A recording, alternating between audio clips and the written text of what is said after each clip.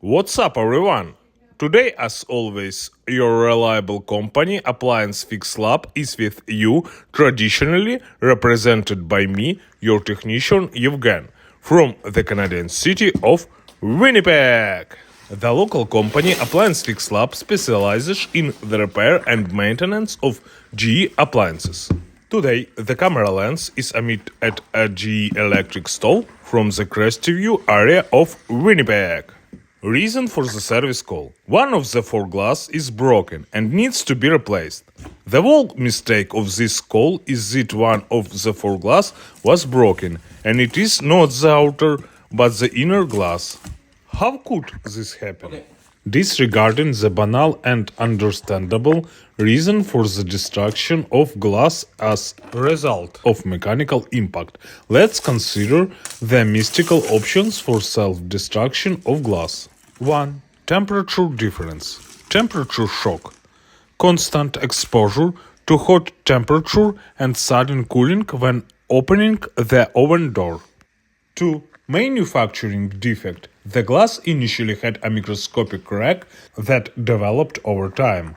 The same thing happens if the glass is overheated or the edges are not polished. Gotcha. All the mysticism has dissolved like fog and now the light of truth has been shed on the spontaneous destruction of the GE oven door glass. I disconnected the oven door, prepared a place for replacing the glass and begin replacing it. Two factors are important in replacing the glass. 1. Your safety.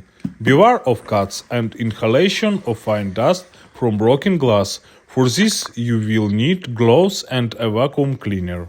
2. Thoroughly cleaning the surface from shards of broken glass.